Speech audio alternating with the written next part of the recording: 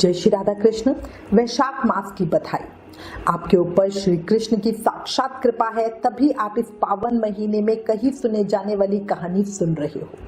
कान्हा जी के श्री चरणों में आपके मंगल की कामना करती हूँ। कान्हा आपको सदैव बहुत खुश रखे, आपके मन की हर इच्छा पूरी हो, जीवन में सुख शांति संपन्नता का वास हो, भक्ति महारानी और माता लक्ष्मी की कृपा आप पे सदैव बनी रहे।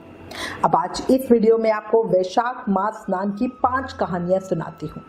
वैशाख मास में रोज नियम से वैशाख की कहानियां जरूर सुनिए। एक जयकारे के साथ शुरू करते हैं। बोलो लक्ष्मी नारायण भगवान की जय। वैशाख मास के ठाकुर की जय। पहली कहानी प्राचीन समय की बात है। एक गांव में एक दादी पोती रहते थे, जिन्होंने गणेश भगवान की कहानी कहने सुनने का नित्य नेम लिया हुआ था। वो रोज एक कलश में जल भरकर फूल रखकर कहानी कहा करते थे और गणेश भगवान का नाम लेके अर्घ दिया करते थे। समय बीता, पोती जवान हुई और उसका विवाह हो गया। जब वो ससुराल जाने लगी तब दादी ने उसे सिर्फ एक कलश में जल भर कर दिया और कहा, गणेश भगवान की कहानी का नेम कभी मत छोड़ना। अब पोती विदा होकर ससुराल चली गई और चलते चलते रास्ते में सोच रही थी कि ससुराल में जब सब पूछेंगे कि बहू क्या क्या लाई हो तो मैं क्या क्या बताऊंगी। गणेश भगवान ने सोचा कि ये लड़की बहुत परेशान है, मुझे इसके संकट मिटाने चाहिए। रास्ते में पोती ने गणेश भगवान की कहानी कहकर अर्घ दिया। जैसे ही उसने अर्घ दिया, वहां हीरे मोतियों का कुंड भर गया। हीरे मोती से भरे हुए कुंड को देखकर पोती बहुत खुश हुई। फिर वो खूब गहने पहन ओढ़कर ससुराल पहुंची। वहां उसके ससुर ने, उसकी सास ने कहा कि हमारी बहू तो बहुत बड़े घर से आई है, बहुत धनबार लेकर आई है। उसके बाद ससुर ने कहा कि तुम ऐसा करो, पड़ोसन के यहाँ से मूंग चावल मांग कर ले आओ और बहू के लिए कुछ भोजन वगैरह बनाओ, क्योंकि वो लोग बहुत गरीब थे। अब सास पड़ोस से जाके मूंग चावल मांग लाई। जब उसकी सास मूंग चावल बनाने लगी तो बहू ने कहा कि माँ जी, आप ये मूंग की दाल और चावल मेरे कलश के जल से बनाओ। सास ने अपनी बहू की बात को मान रखकर कलश के जल से चावल और दाल बनाए। तभी चमत्कार हुआ, उसकी पूरी रसोई अनाज और तरह तरह के पकवान से भर गई। ये देखकर सास बहुत खुश हुई। उसने अपनी बहू से कहा, बहू आओ भोजन कर लो। तब बहू ने कहा कि अभी घर में किसी ने भोजन नहीं किया तो मैं भोजन कैसे कर लूं, मेरा तो गणेश भगवान की कहानी कहने सुनने का नियम है। तो सास ने कहा कि बहू मैं भी कहानी सुन लूंगी। फिर बहू ने कलश में जल भरकर उसमें फूल डालकर गणेश भगवान की कहानी कही। घर के सभी सदस्यों ने गणेश भगवान की कहानी सुनी। गणेश भगवान की कृपा से उनके घर में अन्न धन के भंडार भर गए। अब ये सब देखकर सास और भी अधिक प्रसन्न हुई। फिर सास खुशी खुशी अपने पूरे मोहल्ले में गणेश भगवान का प्रसाद बांटने के लिए गई। तब उसके पड़ोसन ने कहा कि अभी तो तुम्हारे पास कुछ भी नहीं था और तुम दाल चावल मांग ले, हमारे घर आई थी और इतनी जल्दी इतना सारा धन कहां से ले आई। तब उसकी सास बोली, मेरी बहू हर रोज गणेश भगवान के नाम की कहानी कहती है और ये सब उसी कहानी का प्रताप है। सास की बात सुनकर पड़ोसन को बड़ी हैरानी हुई और उसने कहा कि मैं भी गणेश भगवान की कहानी सुना करूंगी। गणेश भगवान की कहानी कहने सुनने से पड़ोसन का घर भी धन धान्य से भर गया। गणेश भगवान जैसे अपने पोती को दिया, वैसे ही अपने सभी भक्तों पर कृपा हमेशा बनाए रखना। कहानी अधूरी हो तो पूरी करना, पूरी हो तो हमारा मान रखना। प्रेम से बोलो गणेश भगवान की जय।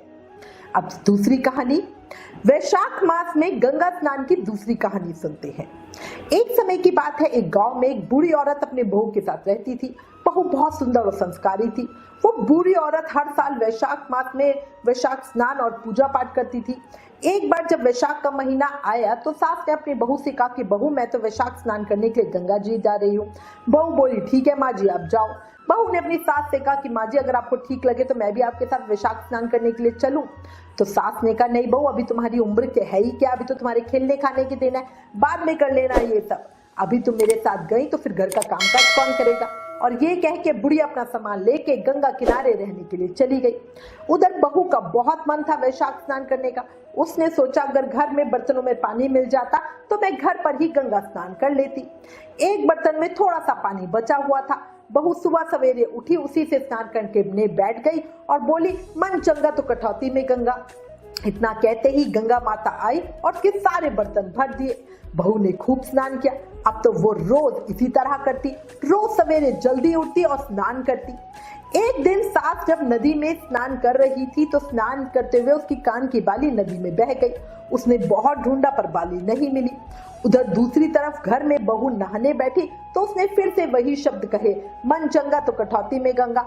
और फिर गंगा माता आई और बहू स्नान कर रही थी। गंगा के पानी के साथ साथ बहकर सास की कान की बाली भी वहां आ गई। बहू ने उस बाली को देखा तो तुरंत ही पहचान लिया कि अरे ये बाली तो माँ जी की है। जब उसकी सास वैशाख स्नान पूरा करके घर आई तो कुछ दुखी सी थी। बहू ने पूछा, माँ जी क्या हुआ, आप तो वैशाख स्नान करके आई हो, आप इतना दुखी क्यों हो?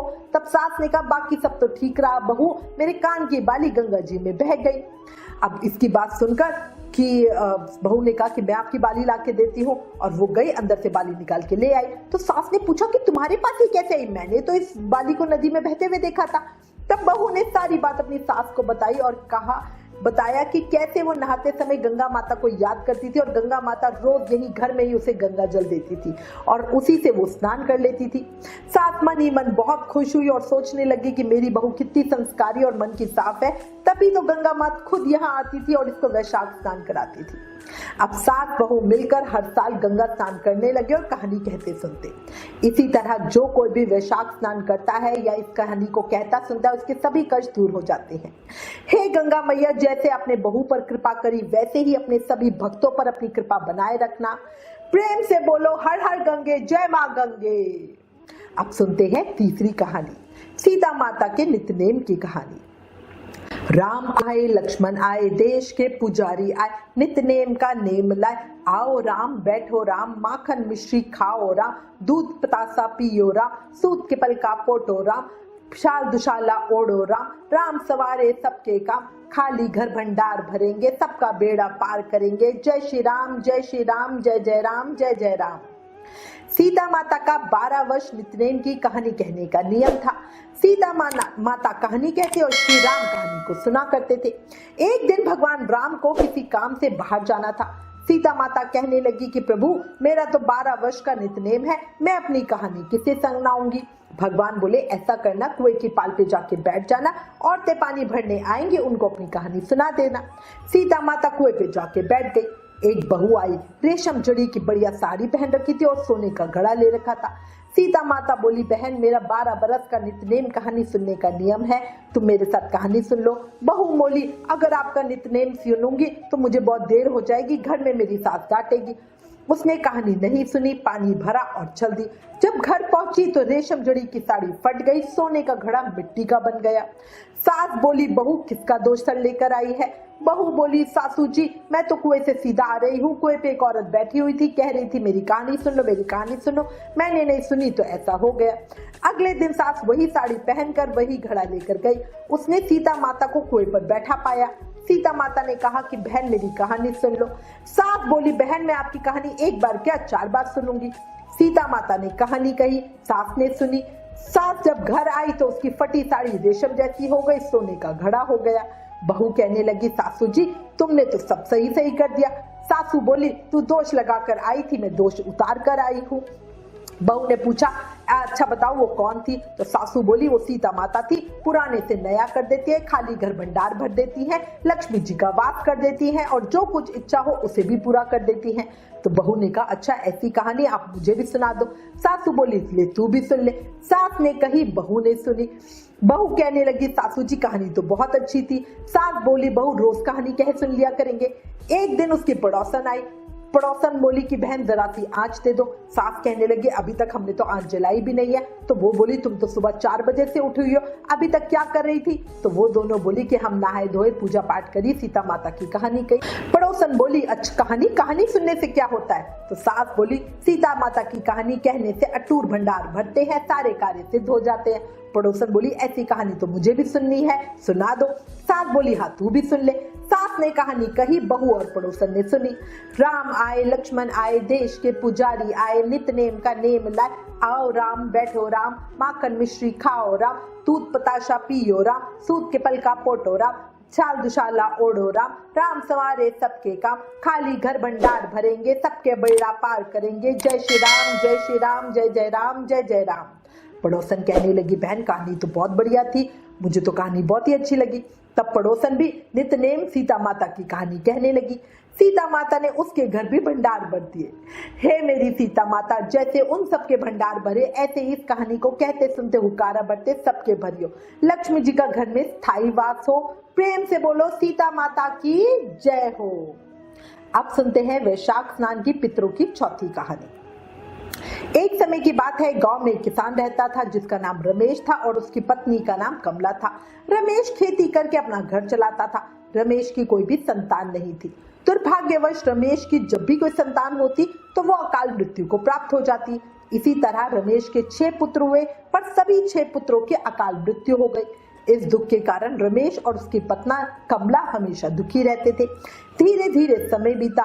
रमेश और कमला बढ़ती उम्र के साथ और दुखी रहने लगे। अब एक ऐसा समय आ गया कि रमेश के पास जो भी पशु थे, उन पशुओं ने भी दूध देना बंद कर दिया। खेती में भी उपज बहुत कम होती। एक के बाद एक दुख आने से रमेश और उसकी पत्नी बहुत ही ज्यादा दुखी रहने लगते। रमेश और उसकी पत्नी उदास होकर खेत पे बैठे थे तो रमेश की नजर खेत में लगे हुए पीपल पर गई। पीपल का पेड़ भी सूख गया था। एक दिन की बात है, रमेश और कमला पीपल के पेड़ के नीचे बैठकर अपने ऊपर आए दुखों के बारे में बात कर रहे थे।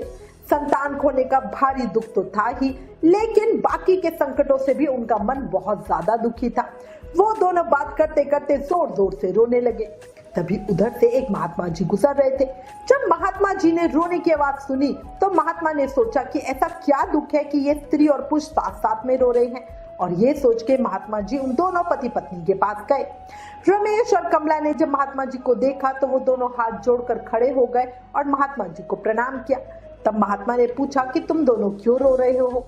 रमेश ने बताया कि हम दोनों कई वर्षों से संतान का दुख झेल रहे हैं और अब ना हमारे जानवर सुख देते हैं और ना ही खेत में कुछ उगता है। ये दुख अब हमसे झेला नहीं जाता। रमेश ने अपने जीवन की सारी बातें उन महात्मा जी को बताई। रमेश और उनकी पत्नी की ये दशा देखकर महात्मा जी बोले कि तुम चिंता मत करो, सब ठीक हो जाएगा। वैशाख का पावन महीना कल से ही शुरू हो रहा है। तुम्हारे खेत में जो ये पीपल का पेड़ है, यही तुम्हारे दुखों का नाश करेगा। आज के बाद तुम रविवार का दिन छोड़ के अन्य सभी दिन इस पीपल के पेड़ को दूध जल से सींचना। साथ ही सुबह शाम दोनों समय दीप जगाना और रविवार को पीपल पे जल मत अर्पित करना। साथ ही पूरे वैशाख के महीने सूर्योदय के समय भगवान सूर्य नारायण को अर्घ्य देना। ऐसा करने से तुम्हारे ऊपर आया संकट कट जाएगा। ऐसे कह के महात्मा जी वहां से चले गए। रमेश और उसकी पत्नी ने महात्मा जी के कहे अनुसार उस पीपल के पेड़ को रोज जल दूध से सींचना शुरू किया और दीपक भी जलाने लगे। देखते ही देखते रमेश के कष्ट दूर होने लगे। वो पीपल का पेड़ फिर से हरा भरा हो गया। खेतों में फसल लहराने लगी। रमेश के पशुओं ने दूध देना भी शुरू कर दिया। धीरे धीरे समय बीता। 1 वर्ष के अंदर ही रमेश के यहाँ फिर से एक पुत्र ने जन्म लिया। अब रमेश और कमला पुत्र पाकर बहुत खुश थे। उनके जीवन में सभी खुशियां आ गई थी। उनके घर में सुख समृद्धि और संतान का वास हो गया था। एक दिन रमेश और उसकी पत्नी अपने खेत पर गए। उन्हें वहां पर फिर से उन्हीं महात्मा जी के दर्शन हुए। उन्होंने अपने पुत्र सहित उस महात्मा जी को प्रणाम किया और कहा कि महाराज, आपके आशीर्वाद से ही हमें संतान मिली और जीवन के सभी सुख प्राप्त हुए। तब उन महात्मा जी ने कहा कि पुत्र, ये मेरा आशीर्वाद नहीं बल्कि तुम्हारे पितरों का आशीर्वाद है, जिनका दोष तुम पे लगा हुआ था।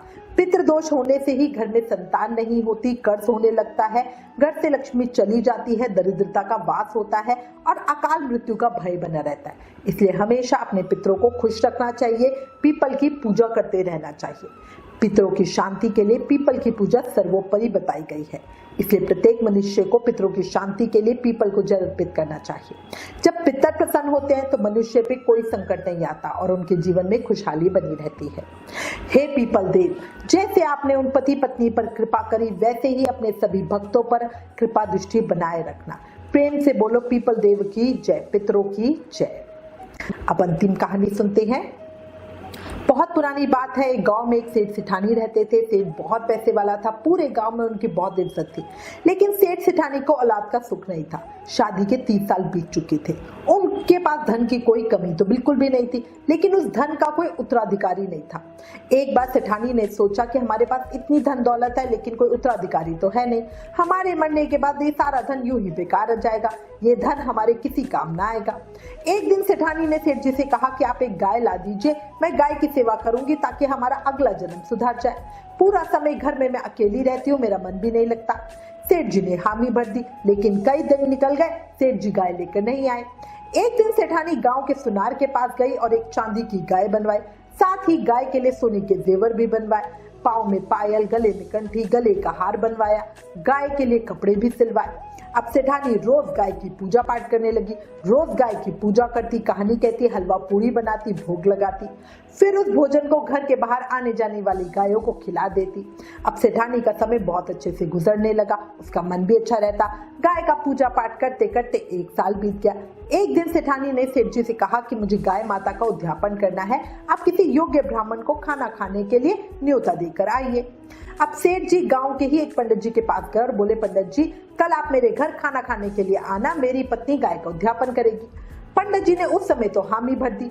बाद में पंडित जी के मन में ख्याल आया कि गाय के उद्यापन में तो मुझे गाय भी मिलेगी, पर मैं उसकी देखभाल कैसे करूंगा, मेरे पास तो खुद रहने के लिए एक छोटी ही झोपड़ी है, मैं अपने बच्चों को ढंग से खाना भी नहीं खिला पाता, मैं गाय को कहां से खिलाऊंगा। मन ही मन पंडित जी ने सोच लिया कि मैं सेठ के यहाँ खाना खाने नहीं जाऊंगा। उधर सेठानी ने गाय के उद्यापन के लिए 2 तांबे के बड़े बड़े ड्रम खरीदे, एक में पानी भरा, एक में सूखा गेहूं का दलिया भरा, 1 बोरी गुड़ खरीदा ताकि वो गाय के नाम से पंडित जी को दान में दे सके। फिर पंडित जी के लिए कई तरह के खाने के व्यंजन बनाए। सुबह से दोपहर हो गई, लेकिन पंडित जी खाना खाने नहीं आए। तब सेठानी ने सेठ जी से पूछा कि आपने पंडित जी को खाने के लिए न्योता दिया था या नहीं दिया था, सुबह से दोपहर हो गए, पंडित जी तो अभी तक नहीं आए, बताओ क्या रीजन हो सकता है। सेठ जी ने कहा, बहुत अच्छे से बोलकर आया था। सेठ जी ने तुरंत ही अपने नौकर को पंडित जी के घर भेजा। नौकर पंडित जी के घर गया और बोला, पंडित जी आप सेठ जी के यहाँ क्यों नहीं आए, क्यों अपना नुकसान कर रहे हो, हमारी सेठानी ने तो आपको देने के लिए चांदी की गाय बनवाई है, साथ ही बहुत सा धन इकट्ठा कर रखा है। अब ये सुनते ही पंडित जी का मन तो बहुत खुश हो गया, वो तुरंत ही तैयार होकर नौकर के साथ सेठ जी के घर पहुंच गए। सेठानी ने पंडित जी का खूब आदर सत्कार किया, पंडित जी को खूब सारा धन मिला। पंडित जी बहुत खुश हुए, पंडित जी सेठानी को आशीर्वाद दिया। कुछ समय बाद एक दिन सेठ सेठानी की मृत्यु हो गई। मार्ग में वैतरणी नदी आई, सेठानी ने आंखें बंद करके गाय माता का ध्यान दिया। उसी समय उनके सामने गाय आ गई। सेठानी ने सेठ जी से कहा कि आप गाय माता की पूंछ पकड़ लीजिए और वैतरणी नदी पार कर लीजिए। दोनों सेठ सेठानी ने गौ माता की पूंछ पकड़ ली और दोनों बड़े आराम से वैतरणी नदी को पार कर गए।